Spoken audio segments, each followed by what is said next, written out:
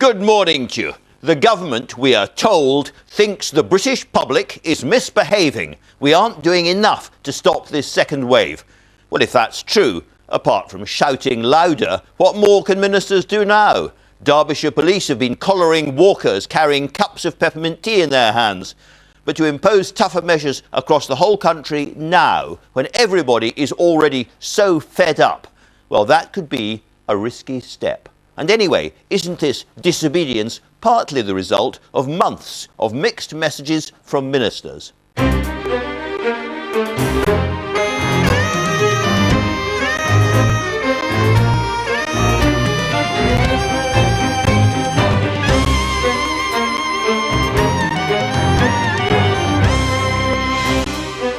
Well, I'll be speaking this morning to the Health Secretary, Matt Hancock, and to Professor Peter Horby, Chair of NervTag, the government's virus advisory group. Plus, in the second of my New Year Leaders interviews, I'll be talking about the pandemic and much else with the leader of the Labour Party, Sir Keir Starmer.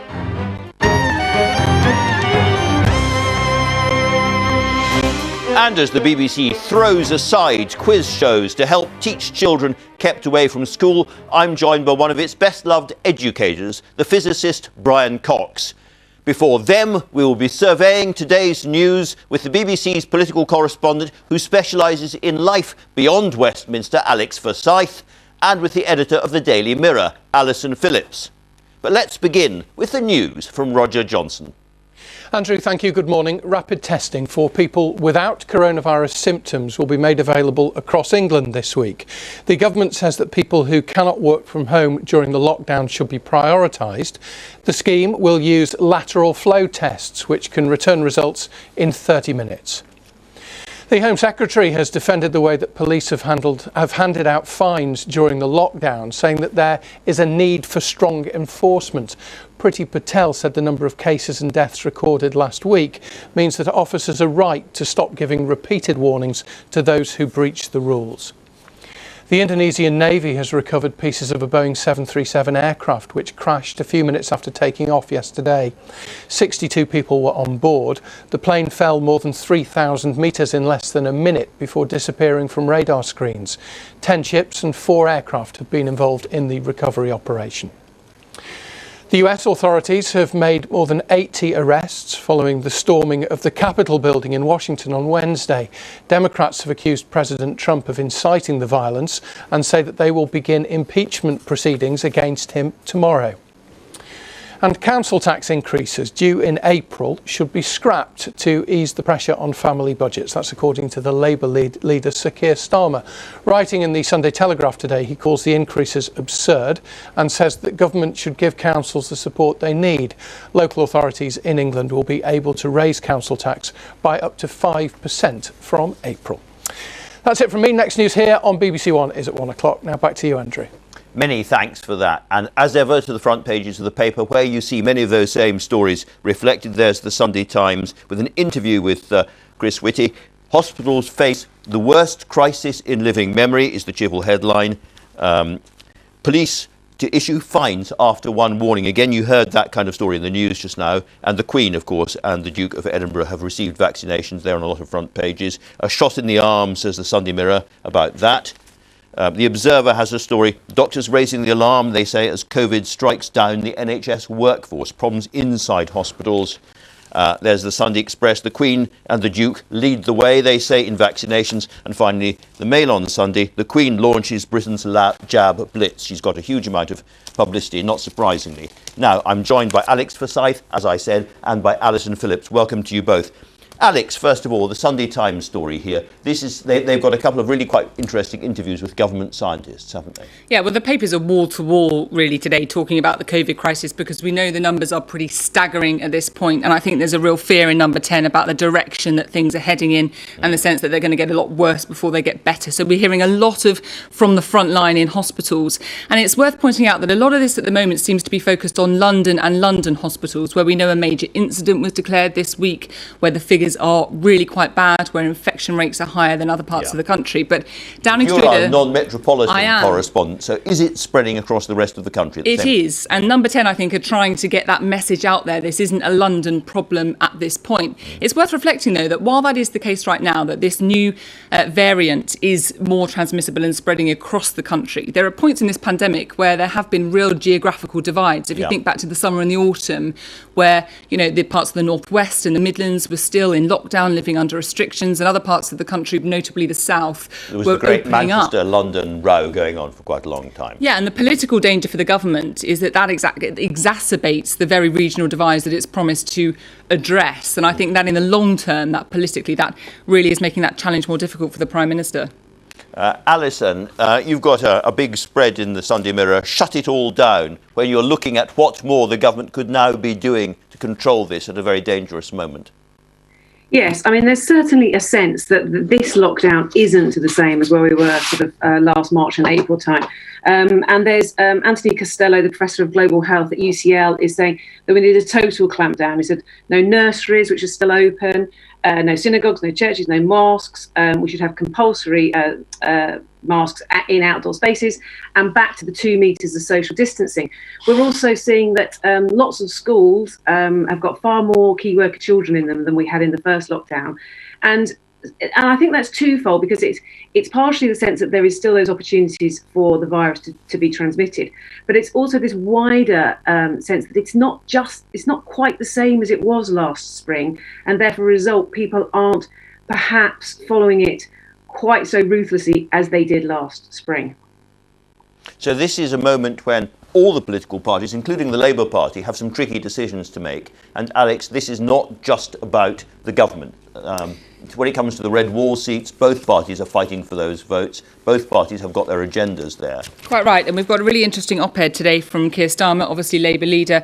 And he's chosen the Sunday Telegraph to write in, which is interesting in and of itself, given that he is, of course, the Labour leader, perhaps not the traditional paper you might expect him to go for. But his pitch really is for the family. What he's saying is that, bear in mind, he's supported the latest lockdown measures. I think Labour's trying to draw a dividing line when it comes to the support packages that the government's putting out there. His big push today is about families, and what Keir Starmer is arguing for is that the government was wrong to say that councils could put up council tax this year to try and draw in some extra funds, because that could hit some of the people that are really struggling financially as a result of the pandemic. So that's Sir Keir Starmer's argument, and I think we're probably going to hear a bit more from him this week around that. It's worth saying that I know that some local authorities are actually not going to use that extra 5% leeway, because we've got some pretty important local elections coming up in May in England, and politically it might be not the most astute thing for them to do, to hike council tax. So those local elections, is it likely they're all going to go ahead? Because presumably there's really big practical difficulties with holding elections, successful elections, in the middle of a pandemic, if it's still rolling by then.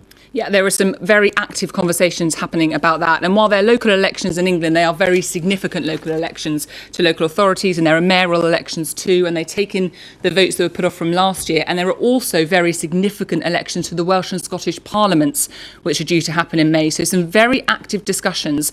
The worry is that polling stations won't be practical with social distancing, that it might just not be safe to have them take place. So Alex, in terms of the Scottish elections, which are going to be a huge UK-wide moment, if the SNP do as well as they say they're going to, we'll see.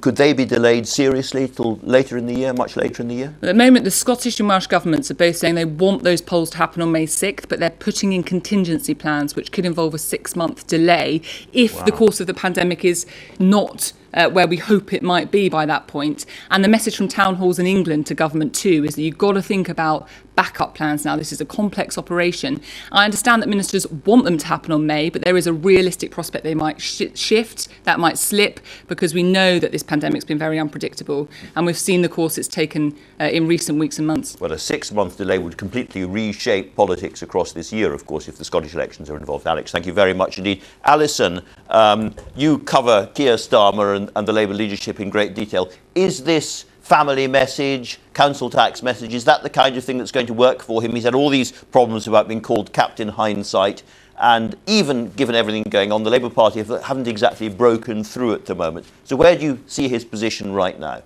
Yes, I think this is an absolutely crucial part of the plan really now to engage with families. I think going back on the point about the Captain Hindsight, I think he's certainly shown an awful lot more foresight than perhaps the Prime Minister has during all this. I mean, only last week he was calling for a full national lockdown significantly before the Prime Minister was on your show encouraging people to send their children back to school. But certainly families is absolutely crucial to this message from the party, because that's what decent, ordinary people who need to go back to Labour need to hear. Right. Now, the other big story, of course, of the morning is President Trump. Will he be removed from office forcibly or otherwise in his last couple of weeks? It seems a very short period of time to be able to do this. It's an incredibly short period of time. So it's very much more about what the long-term implications of impeaching him could be, or trying to get him out on the 25th Amendment. It now seems that the impeachment is probably more likely. As soon as tomorrow, Nancy Pelosi will begin the process to begin a formal impeachment. And then it could be, like within 1 hour of the inauguration of Joe Biden, that the process might properly begin, with a view to that. Now, whether that's the right thing to do is very difficult. We saw some incredibly angry people, I think, there on Capitol Hill the other day. And Joe Biden's message has been entirely, up until this point, about healing. If we then go into a lengthy, very angry impeachment process, then you do wonder what that means for the beginning of his presidency. Sure. Meanwhile, Twitter has snipped him off. And others are also coming off Twitter this morning, we see from the front pages. Yes. I mean, Trump will be coming off. He's been banned from Twitter. He's looking at alternative social media platforms, but the reality is none of those are going to have the impact that Twitter has. But what I think it's an interesting thing that him, and then today we've also got Harry and Meghan have said that they're also coming off Twitter. It's interesting, you've got two sort of people, Trumps and the Sussexes, who both railed against the mainstream media, and now they're finding that social media isn't a very nice place for them. And so maybe they were better with the mainstream media anyway, although there's that sense they cannot control it in the same way. Indeed. Coming off Twitter is the new thing, Alex. Of course, an awful lot of people are trying to work out with all these social media platforms what they get back from it, as well as what they put on. What are they getting back from it? It's very interesting that Harry and Meghan now feel that they can conduct themselves as a kind of global brand while ignoring these huge media platforms. Yeah, well, I have some sympathy with the view. Yeah. You know, I think we've all had our problems with social media in the past. And I think what is interesting about this story, as you say, and exactly as Alison the point made, that some people have turned away from the mainstream media because they didn't feel like it did them any favours, and have encountered social media being equally unforgiving. And we all know that, you know, social media, when it came to the Trump presidency, had a very specific role to play. And the decision by Twitter today has opened up a whole debate around free speech and whether that was the right decision or not. But it does seem perhaps some of the shine of social media has come off for quite a lot of people. Well, can I just say, in relation to the mainstream media, that the papers are crammed with really interesting stories today. If you possibly can, either physically or online, read and buy a newspaper. And with that, so to the weather. Well, it has been a bitterly cold period the last few days. Really, really bitingly cold. Is this going to go on? Let's go over to the weather studio. Thank you very much, Andrew. It is gradually going to be turning milder, actually, but this picture shouts out cold, and it has been a cold start for the southern half of the UK. The frost and the fog that we've got at the moment will gradually lift, and it may well brighten up a bit, but there's a lot of cloud on a westerly breeze today, and we've got wetter weather further north, heavier rain developing in western parts of Scotland. 8 degrees possible here, generally 5 or 6 degrees, 4 in the southeast, so a cold day here, but not as cold as it was yesterday. Overnight tonight, we hang on to a lot of cloud for most places, some patchy rain, that steadier, heavier rain in western Scotland threatening some flooding and some snow melt as well. For many places, temperatures will be a few degrees above freezing, but there's the risk of a frost returning to the southeast where the cloud is thinner and the air's a bit colder, and we've got some more snow showers in Shetland. Now, for many on Monday, it's going to be a milder day, a windier day. We've got more rain arriving too, and in northern Scotland, as that colder air starts to dig down, we could well see some snow as well. So it's going to be colder here. Elsewhere, though, temperatures around 7 to 10 degrees, and towards the southeast, it may well be a dry and bright day. Colder weather returning to many areas, I think, on Tuesday, and then it gets milder and wetter on Wednesday. Those temperatures, though, a lot higher than they were last week. Andrew. Darren, I sometimes rely on the weather to give us the cheerful bit of the programme. Not, I'm afraid, today, but thank you very much indeed for that. Now, there's still a lot we don't know about the new variant of coronavirus and how we should all be responding to it. Just before we came on air, I spoke to Professor Peter Horby. He chairs NervTag, a group which advises the government on virus threats, and I asked him why this new strain is more transmissible. There's a number of reasons that could be. It could be that it's evading the immune response. It could be that it binds to cells better, so you need a smaller dose to get infected. It could be that people who are infected are producing more virus, or it could be that it's perhaps surviving better in the environment. We think the most likely explanation is that when people are infected, they're producing more virus, so they're more infectious. Well, let's turn to the measures that are there to respond to the new variant. They are clearly more lenient than the measures we remember from back in March. Are they enough to stop this? Well, it's very clear that we've got a big challenge on our hand. It was hard enough in the past to control this virus, and people endured a lot of restrictions, but those restrictions did work. We did see in the first and the second lockdown that we saw a decrease in the transmission. Now we're in a situation where everything that was risky in the past is now more risky. So we are going to have to be very, very strict about the measures. Whether the current restrictions are enough, I think it remains to be seen. It will be a week or two before it becomes clear. That they may be sufficient, but we have to be very vigilant. And if there's any sign that they're not, then we're going to have to be even stricter, I'm afraid. And what would even stricter mean in practice? Well, I think the principles haven't changed. There's no evidence that this virus is being transmitted in any different way. It's just that people, when they've got it, have got more virus, so every contact is more risky. So the same principles apply. It's about decreasing social contacts, and if there are unavoidable social contacts, then being as strict as you can about distance and face masks and hand hygiene and ventilation, etc. So thinking back to March and the spring, I can remember you could only go out for an hour, for instance, for any kind of exercise. And there were much stricter rules about meeting other people. Those are the kind of things we might see coming back if we don't get this under control now. Yes, that's right. We have seen in the past very strict measures do work. And if the current measures aren't strict enough, then it's clear what we have to do. I also remember back then people, sanitising parcels and shopping that was delivered to the door and sort of spraying every surface they came into contact with. And that seems to have gone away a bit. Is that the kind of thing that we're going to have to bring back?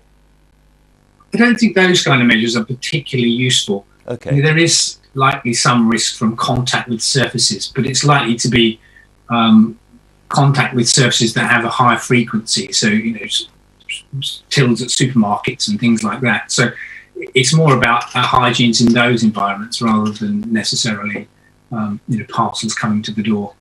A very broad question, but broadly speaking, do you think people are no longer following the rules strictly enough?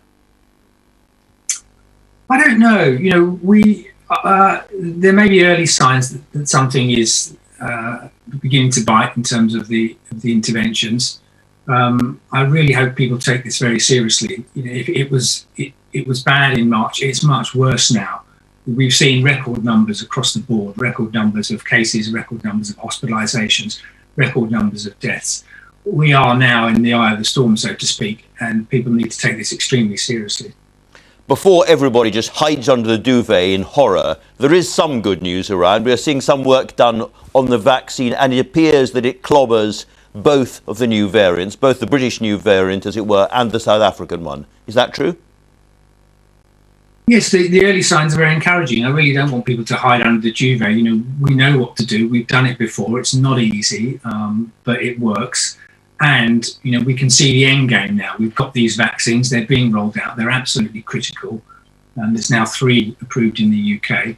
And although there are some concerns, we have to be very vigilant that the new viruses don't escape from the immunity from the vaccine. So far, the data we have is encouraging that the vaccines still work just as well. We need more data, but so far it's very encouraging.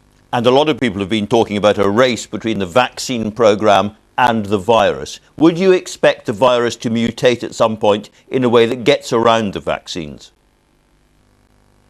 Every virus mutates. It makes mistakes as it's replicating. It ends up with changes in the biology of the virus, and then there's a very, very raw evolutionary process where the best virus wins. So when there's a lot of immunity in the population, whether that's vaccine or natural, you will see viruses emerge that escape that immunity. So in the long term, yes, I think that will happen, and we will have to update the vaccines probably. But we do that every year with influenza, so it's not something unprecedented. It's something we can do. But I don't think that's going to be an issue in the short term. Not for the next year, I would not expect that. Thinking about that flu parallel, which has been used by other people as well, does that mean that for the rest of our lives we may well have COVID around to deal with, something that we get vaccinated against every winter and is just part of the background, as it were, of everyday life? There's a big spectrum of viruses. You can go from flu, where we need to update the vaccine almost every year, through to something like measles, where we hardly ever have to change the vaccine. It's a very stable virus. This virus, coronavirus, is somewhere in the middle. So if we do have to update the vaccine, I doubt it would be every year, but it may be every few years that it has to be updated. And we don't yet know how long immunity lasts, and so how frequently we would have to revaccinate people. But the notion that COVID will be sort of banished from the Earth's surface in due course is wrong, is it? That this is going to be something that survives around human populations for a very, very long time to come. Yes, the one virus we've managed to get rid of, the smallpox virus, had a very different characteristics to this virus. This one, I think, will not go away. We're going to have to live with it. But that may change significantly. It may well become more of an endemic virus that's with us all the time and may cause some seasonal pressures and some excess deaths, but is not causing the huge disruption that we're seeing now. Now, there's also some good news on treatments in hospitals. Just tell us a little bit about what's happened this week, as it were. Yeah, so great news. We've got the second drug now that's proven to save lives. We showed earlier this year that the steroid dexamethasone reduced fatality rates quite significantly. And we've just had news this week that a second class of drugs called Interleukin-6 Inhibitors, in addition to dexamethasone, give an added benefit, and they reduce deaths quite significantly. So we've now got two drugs that in combination do reduce death rates. The new drugs have been tested in intensive care patients, and so we know they're effective in that population. We now need to get results in the broader hospital population to see if we can extend those benefits. Let's just go back to this race between the vaccine and the virus. Does vaccinating all the most vulnerable parts of the population return us to normal quite quickly? I don't think it will return us to normal. There will still be a large number of people being infected, and although the absolute risks of someone under the age of 80 dying or ending up in hospital are low, with a large number of infections, that still translates into a lot of people. And so we're going to have to manage the virus with social distancing measures as well as vaccination for the coming months. Chris Whitty suggested that we will still have social distancing measures of some kind next winter, and it sounds to me rather as if you agree with him. I think that's likely. I think it very much depends on how well we can scale up the vaccine program and how quickly we can get it out, to a substantial proportion of the population. This is a very grim moment, and without wishing to end on too macabre a note, your colleague, Professor Ferguson on NerveTag, has said that he thinks that before this is over, we will have 100,000 deaths from coronavirus. Do you agree with him?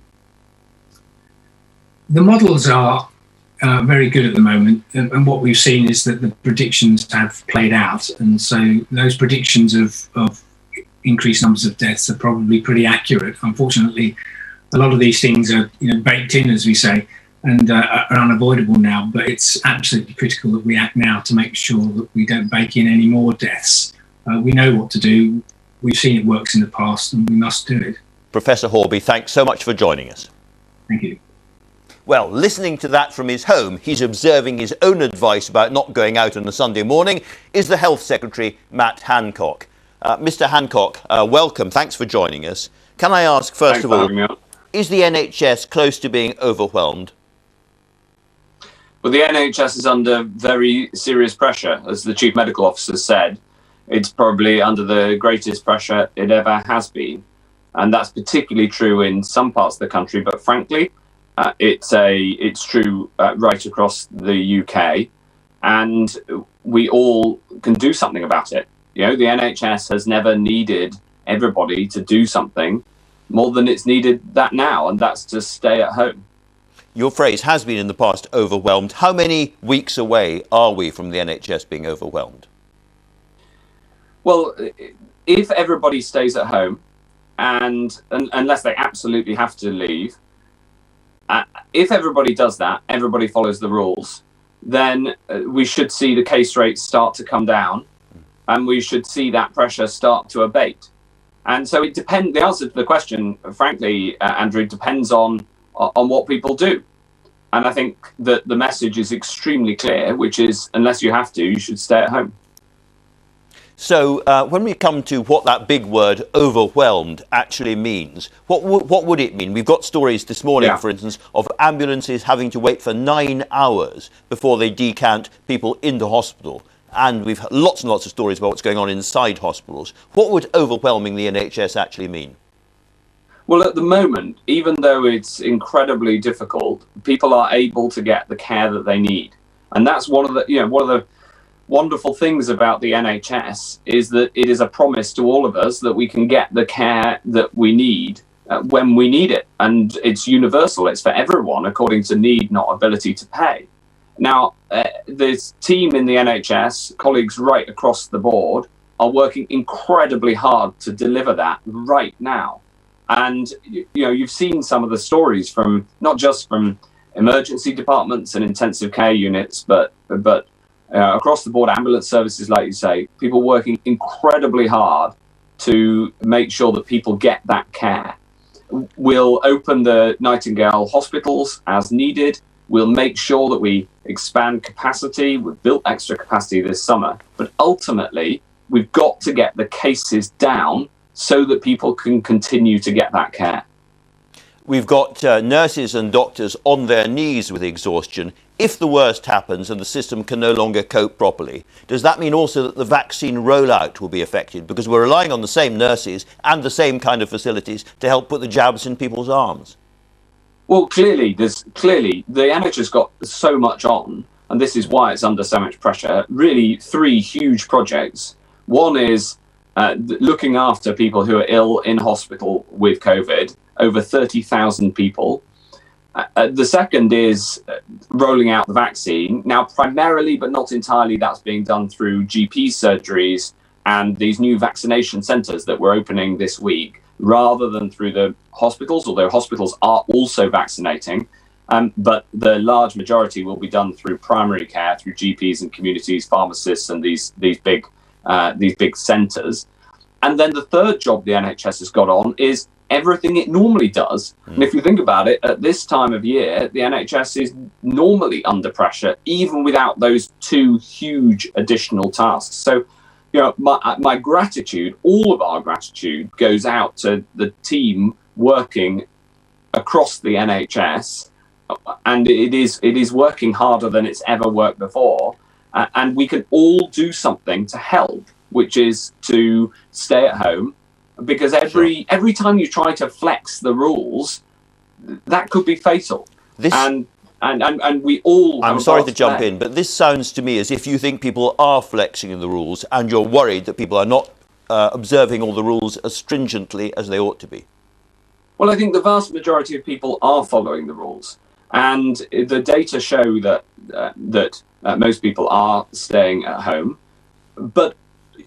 You can see, it's hard. It's not easy. As compared to Marr, Professor just said, it's not easy. But if you can do something from home and you don't need to go outside of home to do it, then you should. Things like I'm here at home this morning. I normally like to come into the studio because you have a chance of a more in-depth interview somehow. But actually, let's just stay at home and do it from home because you can. And this is just All right. one tiny Okay. example of the plethora of examples that there are of where people just need to not just follow the letter of the rules, but follow the spirit as well and play their part. I know it's tough. In that same spirit, a very straightforward question: do you know whether people are following the rules that they've been told about in the same way and as stringently as they were back in March? Well, we don't know because we didn't have, frankly, the data and the surveillance systems back in March when all this had to be brought in at such pace. But we do know that people are being more stringent than in the November lockdown, and that's important. Yeah. But that's not really the right. So, yeah, that's not so really the appropriate parallel. And you do know, for instance, about traffic, and certainly there's been figures bandied around saying that the amount of traffic on the roads, the number of people in the underground, the number of people using buses is far, far higher now than it was in March. Well, there are signs that people are doing well. As I say, the data that we do have that's in detail shows that people are staying at home more than they were in November, and in a way, the comparison to March, what really matters is that people do follow the rules, because we've seen that pressure on the NHS. And also, I would say, Andrew, although the comparison to March would be useful, we have a new variant that passes on so much easier than the one we had in March. We have a new variant, and the measures are more lenient than they were in March. So if this doesn't get under control, and a lot of people in the NHS think you have lost control at this stage, if this doesn't get under control, what new measures could you introduce? Well, obviously, we look at the data all the time and are constantly looking at what is the right thing to do. But at the moment, the very clear message is that people need to stay at home. The government rules only are one part of this. What really matters is what every single person does, because that's how the virus spreads. So, obviously we keep these things, we're vigilant, but what really matters is how everybody watching this programme behaves and how, minimising the social contact. And because you've said it so many times already, I do take it that you are worried about compliance. But of course, the government rules are also absolutely central to this. So are you considering, I'm not saying taking a decision on, but are you considering things like curfews, closing nurseries, ending some of those support bubbles, going back to only an hour of exercise outside, and telling people in crowded outdoor spaces to wear masks? Are those the kind of things that you could consider if you don't get this under control very quickly? Well, I don't want to speculate, because the most important message is not whether the government will further strengthen the rules. The most important thing is that people stay at home and follow the rules that we've got. And that is, in terms of the scale of the impact on the cases, that is the most important thing that we can do collectively as a society. Now, one of the reasons that maybe people haven't been staying at home enough is because they're not getting the financial support they need. Is the government going to look at helping further people who simply lose an immediate cash income as they stay at home? Because not everybody is covered by your scheme. Well, we've got the most generous schemes that have ever been in place in the UK, and some of the most generous schemes that are there in the entire world. And the IMF, for instance, has looked at these economic schemes and has compared them and has complemented the schemes that we've put in place here in the UK. So obviously, again, we're always updating those. You'll have seen after we announced the lockdown, the Chancellor of the Exchequer announced further support. Of course he did, because this is a massive national effort.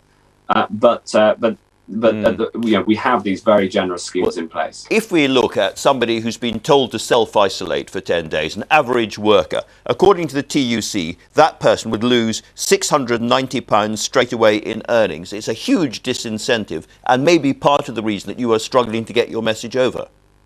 Well, I think that's, if I may say so, only a partial way of looking at it, because we have the £500 support payment for people on low incomes. People on higher incomes usually find it easier to bridge and are more likely to be in jobs where you're paid at full salary if you're sick. So So I think 7 out targeting of 10 people don't qualify for that, Minister. 7 out of 10. Most people don't qualify for that. And that's all about targeting support at those who need it most. So we're targeting support absolutely at the 1 in 3 people who, or the 3 in 10, if you like, who need it most, and are most likely to find it difficult to follow the isolation rules if they don't get that financial support from the government. So that's in a way that you answer your own question, which is absolutely we have a targeted approach. Well, let's look at some of the things that you are doing to try to get this under control. You've made a big announcement about the number of tests of asymptomatic people in the community. Are these the same lateral flow tests that you know from Liverpool won't give you enough accurate results? They're the same lateral flow tests that worked effectively in Liverpool, yes, where the science is really clear, which is that if you have a test and we find more people who have got the disease, we're able to break those chains of transmission. And some people do need to leave home in order to go to work. And so we want to put testing in place, especially for those people, to try to make going out to work as safe as possible and to find as many positives. The good news about these tests is that they're really easy. They're easy to do. They're easy to administer. You get the result back more or less immediately within half an hour. And that means that we can find far more people and get these tests out to far more people. And the science on them is really clear. We published all of the data on how effective they are. You say the science is clear and this is good news, but in Liverpool, 60% of positive cases were missed by these tests. And the scientists reported back to you from Liverpool, they said, the analysis does not provide any clear indication that mass asymptomatic testing had an impact on the trend in cases or on the trend in hospital admissions in Liverpool during the period. So there's the less good news. They're simply not good enough. That's not the assessment. And it's from your own. It's from your own paper. It was your own scientists to you. What happened in Liverpool was that with this mass asymptomatic testing, we saw the case rate in Liverpool fall more sharply than it did in other similar areas where only the restrictions were brought in. And of course, you've got to get the testing as targeted as possible, and it only ever can be one tool in the armory. But nevertheless, it brings a significant additional benefit if you can identify those cases where you wouldn't identify them otherwise. I've just read you your own scientists saying exactly the opposite. But let's move on. Let's move on to the vaccination programme itself. How many people have been vaccinated so far? Well, we're going to publish the daily data from tomorrow. The good news is that over the last week, we've vaccinated more people than in the entirety of December. So we're accelerating the rollout. It's increasing. How many? Can you give me a figure? Well, it's around the 2 million mark, but we're going to publish the exact figures tomorrow and then henceforth on a daily basis. The good news is that we're getting to over 200,000 people a day is significant progress. And amongst those who we need to reach most, amongst the over 80s, we've now vaccinated around a third of all of the over 80s. So very, very good progress. Let's talk about the exit strategy, because the two things are very closely connected. Sir Peter Horby was saying on this programme a few moments ago that, yes, you do have to vaccinate people in their 50s and their 40s before we get out of this. In other words, simply vaccinating the most high-risk group, the oldest people, is not enough, to use your phrase, to cry freedom and get out of that. That is over-optimistic boosterism. You have to vaccinate many, many more people down the scale. And indeed, the inventor of the Pfizer vaccine said you had to vaccinate everybody by the autumn. Are you going to be able to do that? Yes. So we're absolutely going Everybody will be vaccinated by the autumn. Every adult will be offered a vaccine by the autumn. Absolutely. I totally agree. It's very, very important. So, of course, you've got to do it according to need, because somebody in a care home, for instance, is many, many times more likely to die if they catch coronavirus than somebody like me in my 40s. But absolutely, we're going to offer the vaccine to everybody. We've got over 350 million doses on order. They're not all here yet, and we're rolling them out as fast as they get delivered. But we are going to have enough to be able to offer a vaccine to everyone over the age of 18, and by the autumn. Now, I really hope that everybody will take that up. And the take-up so far has been absolutely fantastic. And the take-up of the flu jab this year has been over 80%. So 4 out of 5 people over 65 taking the flu jab, which is good news and a good indicator. But yes, it's very important that, of course, we start with the most vulnerable, but then we get through and we vaccinate everyone. Now, almost everybody that is watching this programme right now wants to know about the exit strategy, when this is all going to start to change and lift. You have said, as a government, absolutely that schools will be the first thing to reopen. Isn't it now the time to be absolutely clear with people about the criteria on which you will take that decision? Does the R number have to be below 1 before schools are reopened? What has to happen to community transmission before schools are reopened? If you tell people now what your thinking is, then you have much more trust going forward when that decision is taken. I think that's fair. So we've set out 4 conditions. The first is that there shouldn't be a major new variation in the virus itself, because we all know how much more challenging this has become with the new variant. The second is that we obviously need to see the vaccine rollout proceeding effectively, and it currently is. It's going very well, and we've got the new vaccination centres opening next week. The third is we want to see the number of deaths coming down. Of course, we all do. And because the number of deaths is highly concentrated in the most vulnerable group, more than 4 out of 5 deaths have sadly been amongst the over 70s and the clinically extremely vulnerable, who are in those top groups who we are going to vaccinate by mid-February. That means that I hope we can see the number of deaths coming down once we've got those vaccines done, and the 2 to 3 weeks afterwards that it takes to get the immunity. And then the fourth condition is, of course, the pressure on the NHS. And we can see these very significant pressures on the NHS right now. It's always challenging in the middle of winter, but this is like no other winter before. And obviously, we want to see that pressure reducing as well. So those are the 4 conditions that will follow. By the middle of February, by February the 15th, our goal is to have offered a vaccine to everybody in the top 4 most vulnerable groups, which is the over 70s, the clinically extremely vulnerable, the care home residents and elderly care home residents and their carers, and NHS and social care staff. Now, we're on track for delivering that. But then it still takes weeks after that, 2 to 3 weeks for them to get immunity. And during that time, we'll keep going down the age spectrum.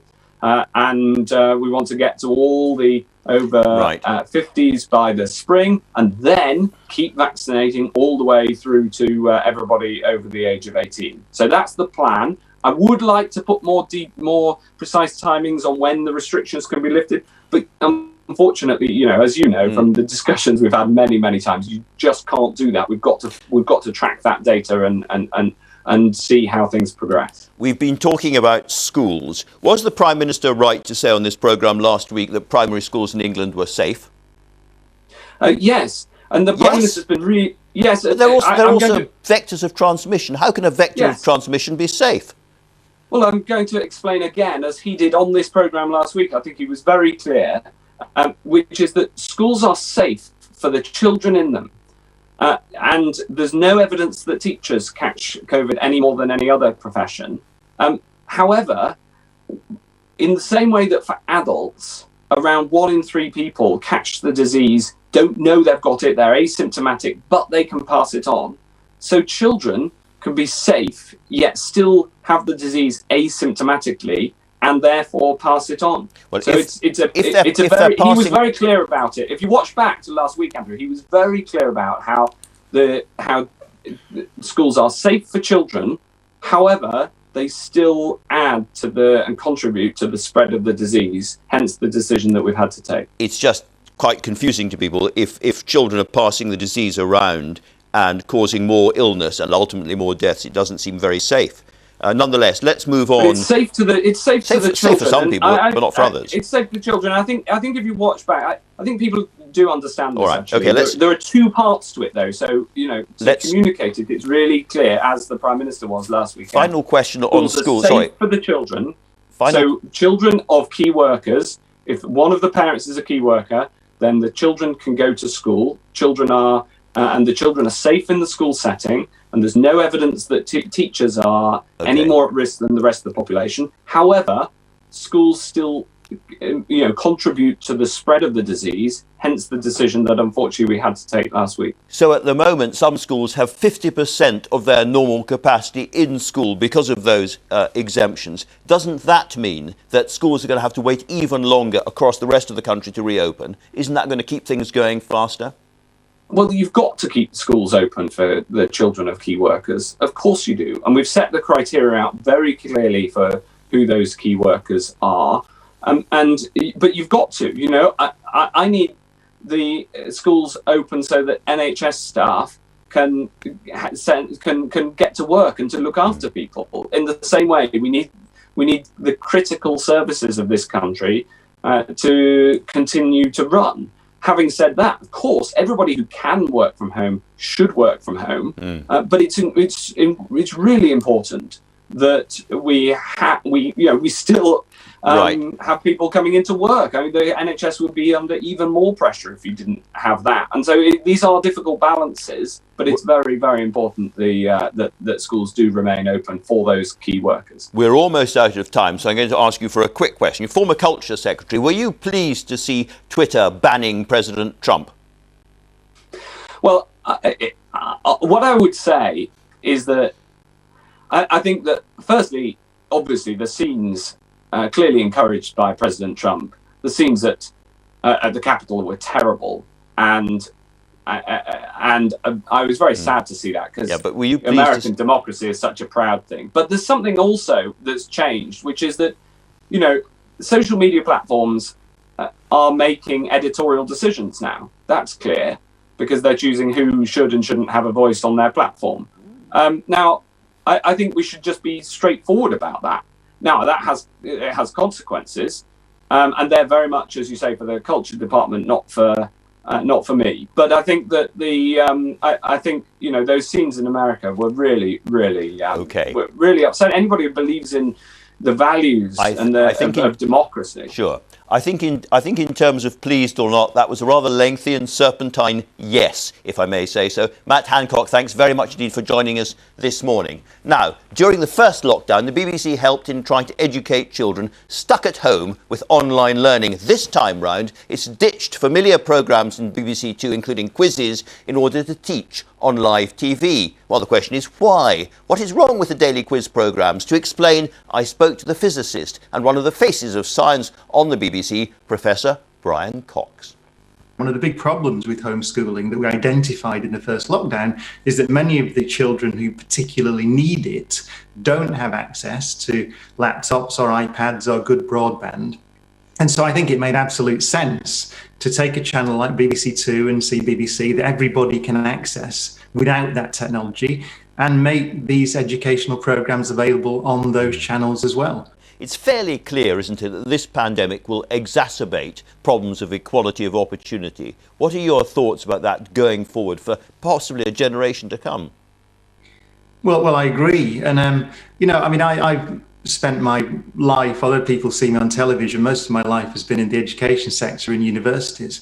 And I firmly believe that one of the key levers to access inequality is it's about equality of opportunity. If the pandemic has shone a light on inequality in education and access to education, then it means that when the dust settles and we move on and the vaccines have worked and the virus is under control, perhaps then it will stimulate a deeper conversation about how we do make sure that every child has access to the best possible education. Do you think that the experience of the pandemic is going to drive more people, as it were, away from the humanities and towards science STEM subjects? It's unprecedented. that you go from discovering a virus just over 12 months ago, sequencing its genome, understanding it, building not one, but 4, 5, 6, 8 vaccines at least that are effective. That's built. The reason we could do that is not because we threw money at the problem in late 2019, early 2020 alone. Right? It is partly that, but it's to do with the fact that we had that capacity. So we had a series of experts, PhD students, postgrads, postdocs, all the way through to professors who had been funded for many, many years. We had a knowledge base. Now, much of that knowledge base was built not to specifically address the problems caused by a pandemic, but just because there's a science base there. And I think that may be a lesson that we learned. When we spoke before, I vividly remember you talking about homeschooling your son. There's lots of people watching this who are probably tearing their hair out, wondering how they are going to successfully homeschool their kids over this next couple of months to come. What's your advice for them? Have you learnt anything from the process that you can share with people? If possible, it can't be a chore for your child. It needs to be as entertaining. The joy of education and the joy of acquiring knowledge is very important. So I think sometimes, children are like us. We all know how difficult it's been. We all know that sometimes we can't concentrate from 10 o'clock till 11 o'clock. These are very strange circumstances. And for me, what I found is recognizing that and not saying, right, you have to do it now.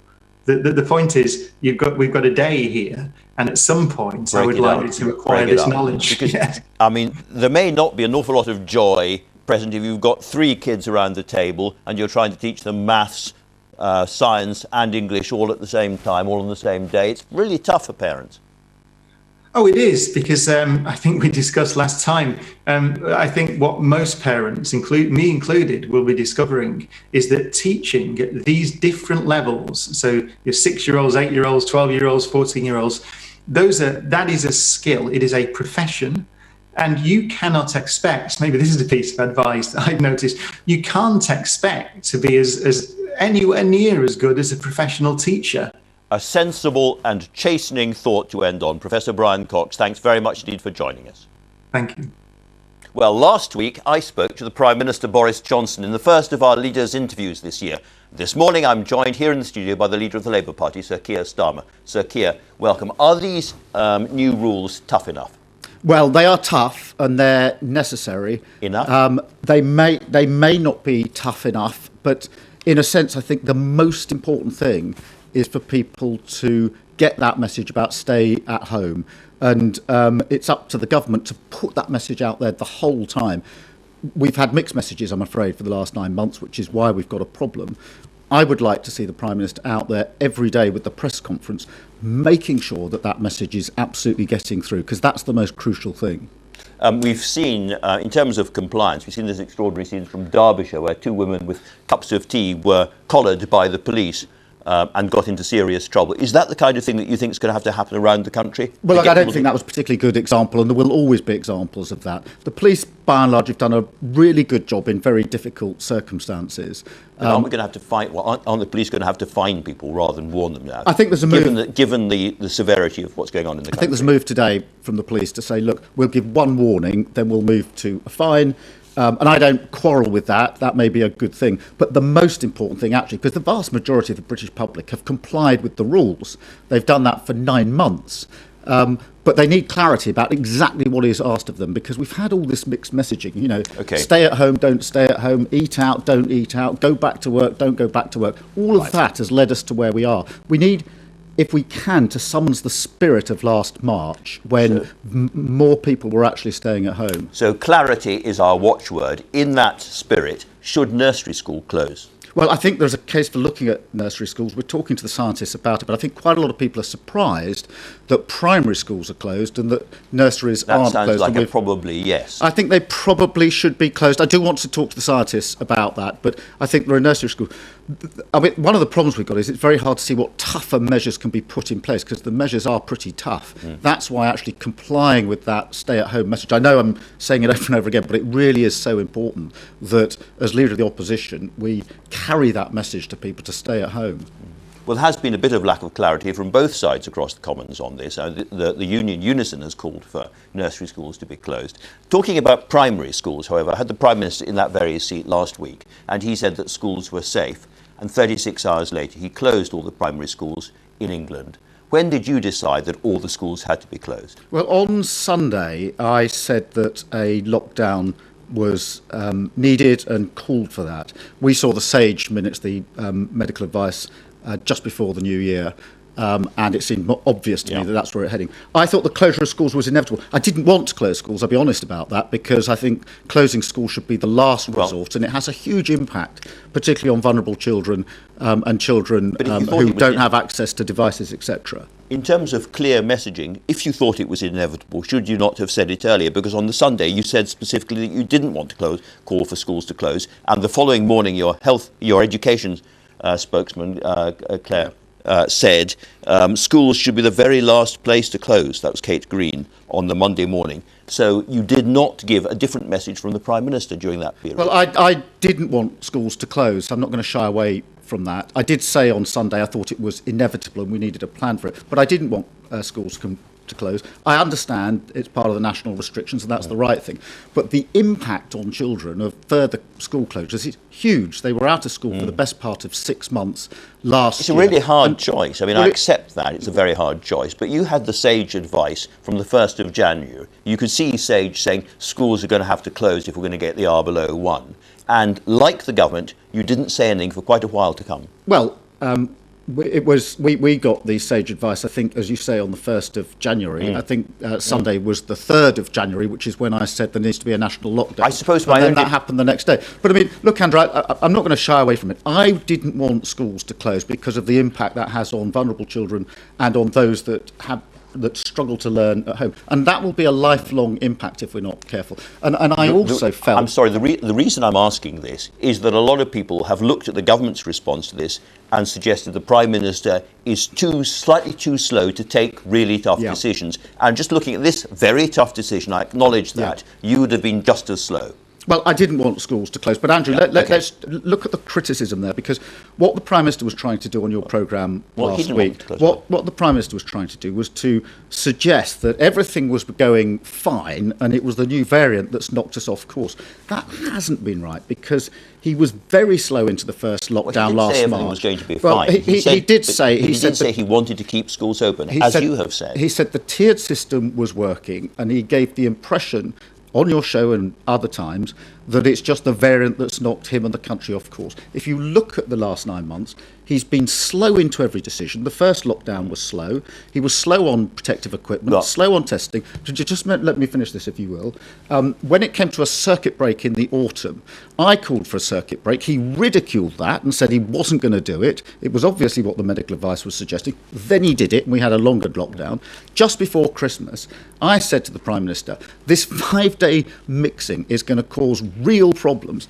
And he said to me, you're trying to cancel Christmas. Why don't you just get honest? And then a number of days later, he did it. So the general criticism that the Prime Minister's been slow and incompetent is there. That's why... That's right. I'm just looking at this particular decision. Yes. On this particular decision, you were just as slow and just as indecisive as the Prime Minister, and I wonder whether this is the moment to apologise to the trade unions involved, for instance, who were saying much earlier that schools were going to have to close. Well, look, I didn't want schools to close. I didn't think it was right for retail to be open in certain parts of the country and schools to be closing. It became inevitable, and that's part of the national restrictions. But look, to the trade unions, to teachers, to staff who worked hard over Christmas to try and get schools back up and running, I think we all owe them an apology, and we all owe them, recognition of what they have done, because they've worked hard now for 9 months in really difficult circumstances, either in schools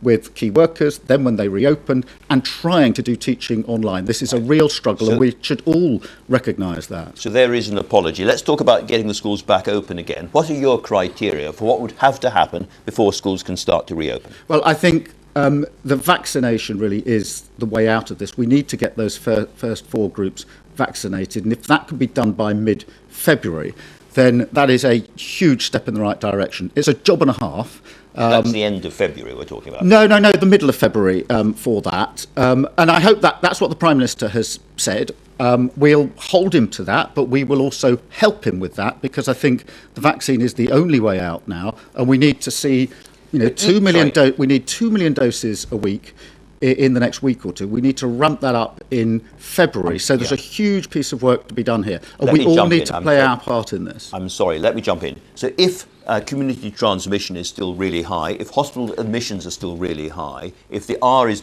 above 1, but the vaccination programme has gone according to plan, you still reopen schools? No, we'll have to look at all the criteria, but the most important thing is that vaccination programme. It's very difficult to see how we can start lifting restrictions in any meaningful way until the vaccination programme, at least that first part of it, is rolled out successfully. And the key questions there are, does the NHS have the capacity for 2 million jabs a week? I think it does. I hope it does, and we should all do whatever we can to ramp that up. And secondly, will the manufacturers be able to deliver? Now, I saw this. Do you think teachers need to be vaccinated before schools reopen? Look, of course, there's a strong case for teachers, for police officers, for prison officers. I get all that. Before schools are open. But just bear me out. I think at the moment, the first 4 categories, which are targeted on those that are most likely to go into hospital and tragically to die, are right. I think there is then a case for saying, well, let's look at other categories.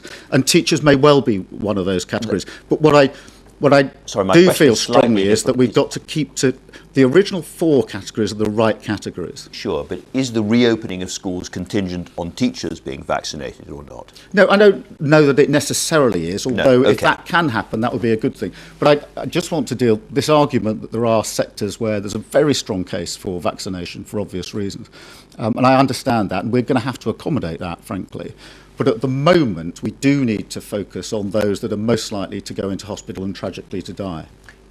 Everybody is wanting this vaccine rollout to work as fast and effectively as possible. If you were Prime Minister, what is the one thing that you would do now to ensure a better rollout of the vaccine? Make sure there are vaccine centres across the country. The government is doing that. Make sure we're talking to the manufacturers so that the doses come on stream. Something the government isn't doing. We launched last week a Let's Vaccinate Britain campaign, which is to get Labour Party members, trade unionists and people in communities to come and volunteer to help. I went to Newham to the vaccination centre last week, and what I saw there was a fantastic operation with lots of older people coming in to be vaccinated, but they needed an army of volunteers to pass the information into communities, to help people get to the vaccination centre, to do some of the administration, to steward them in to the building and to help them afterwards. So what I would do is what I did last week, which is launch the campaign to say, where you can volunteer to help with this, please come forward and do that. So and people are doing that. I mean, the government are asking for volunteers in terms of retired doctors and retired nurses to come and help the vaccination programme, but you go further than that. I'd go further than that, because one of the most important things is to reach people in their communities, to give them the confidence to come forward, and volunteers can do that. And then there's the practical questions of how do you actually get someone... So what have to volunteer for this? Well, all sorts of different skills, but practical skills to get people to the vaccination centre. What I saw was people arriving in cars, in taxis, in different ways, getting to the vaccination centre. They need the information, they need the confidence for that, and the practical backup. And the Red Cross were there doing it as well. And all of that. I actually don't think this is an area where there's anything between the government and everybody else.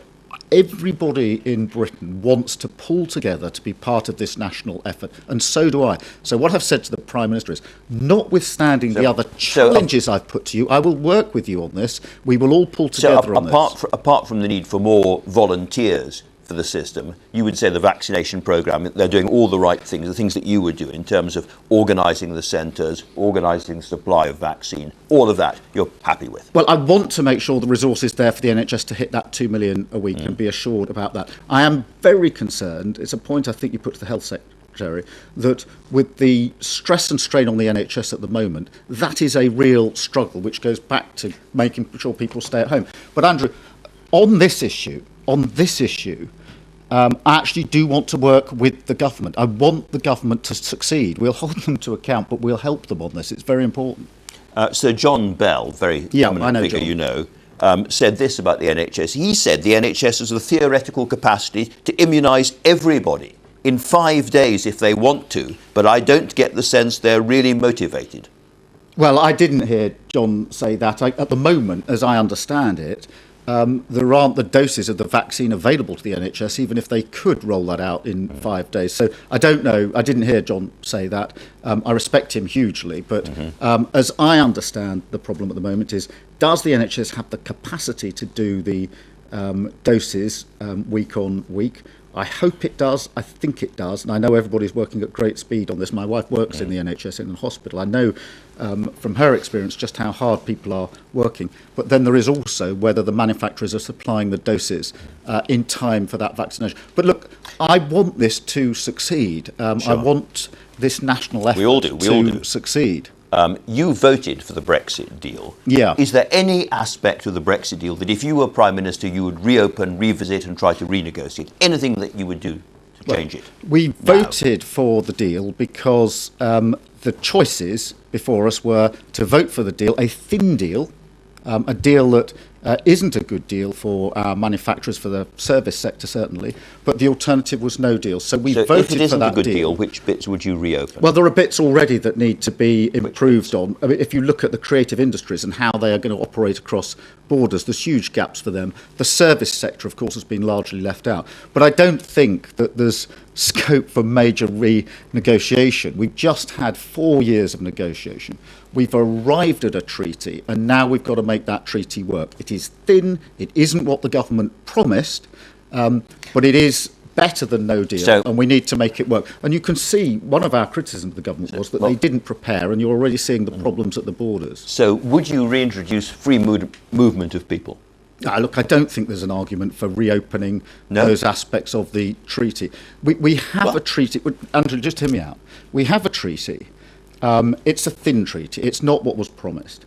But I'm very conscious of the fact that everything I'm doing, everything the Labour Party is doing, is geared and focused on winning a general election in 2024. If we win that election and a Labour government comes in, we will inherit that treaty, and the British people will expect us to make it work, and the EU 27 will expect us to make it work. And I enter it in that spirit. You say you won't look again at the matter of free movement of people. Huge numbers of people in the Labour leadership election and in the country voted for you on the basis that you would do that because you told them you would do that. The Daily Mirror asked you in specific terms, if you become Labour Prime Minister, will you bring back freedom of movement of EU citizens to the UK? And your answer was yes, look, of course. Andrew, what I'm saying is this. We've had, 4 years of negotiations with the EU.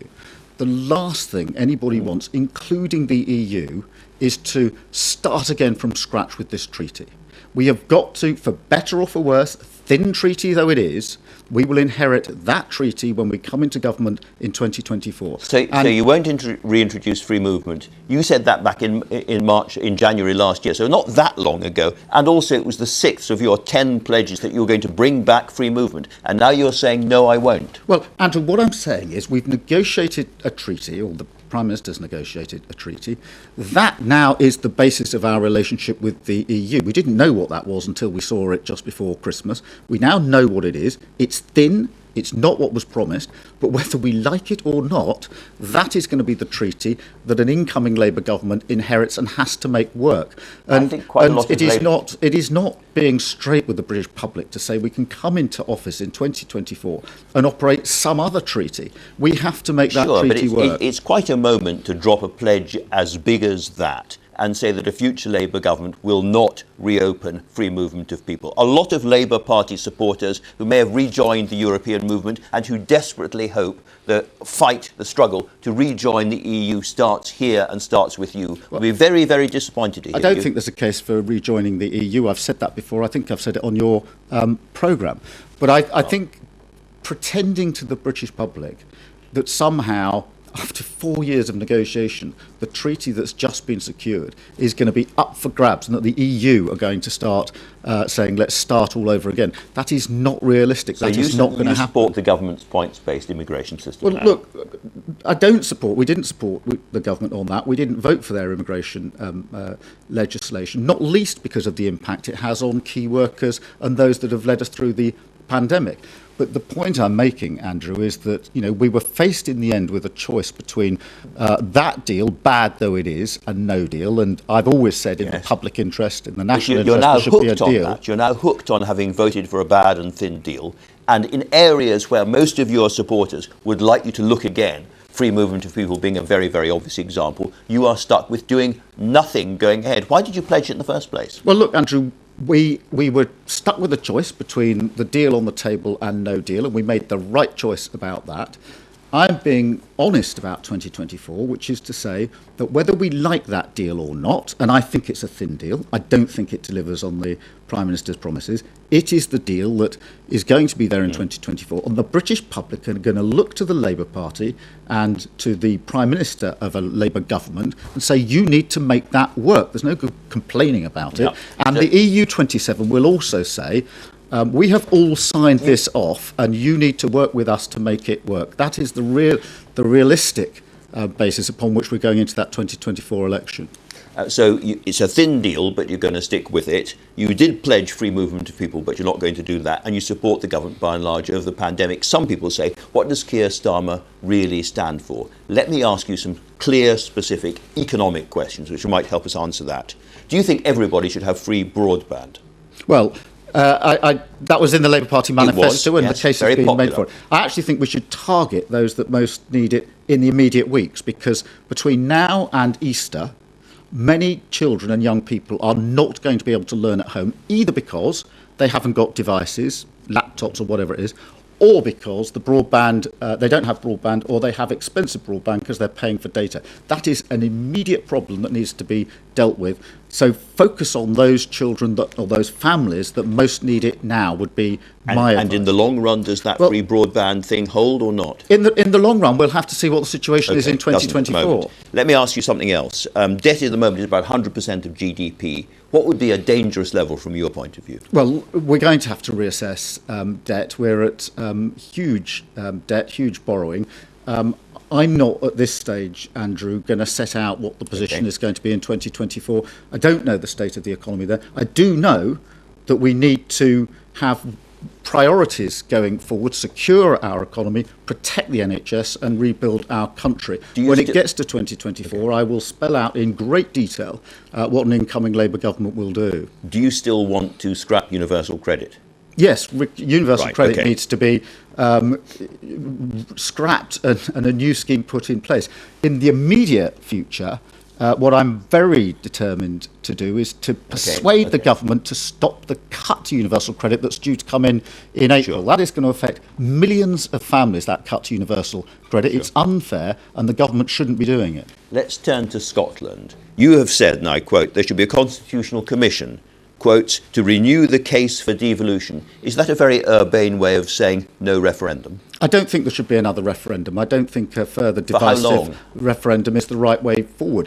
But I do accept that the status quo isn't working. And I don't accept the argument that if the status quo isn't working, the next thing you do is go to a referendum. I think there are other things that you can do, other arguments that can be made in support of the United Kingdom.